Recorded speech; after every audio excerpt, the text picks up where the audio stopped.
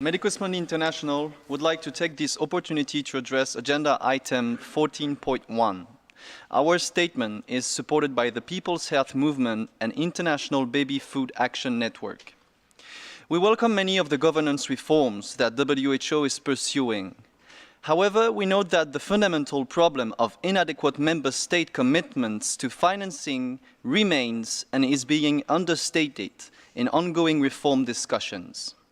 The donor dependence created by the relatively small proportion of assessed contributions compared to unpredictable earmarked voluntary contributions is the most fundamental challenge to WHO's effectiveness. WHO's dependence on donor financing has led to donor capture of WHO's operational agenda. This is evident in gross misalignments between priorities identified in the Assembly and expenditures underwritten by donors, such as the shortfalls for NCDs, health emergencies, and social determinants of health.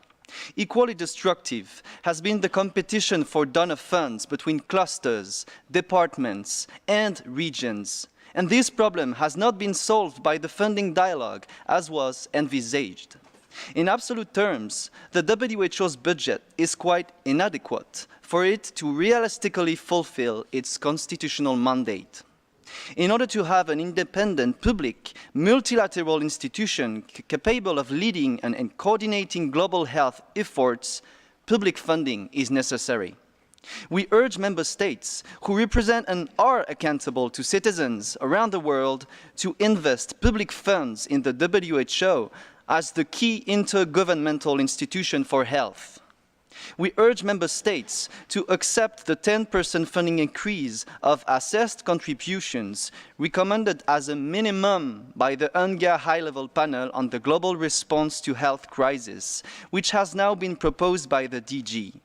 The 10% increase proposed would pose a very small additional commitment in financial terms for most countries, but an agreement on this would be a giant step in showing commitment by member states towards resurrecting a WHO that is truly independent of donor influence.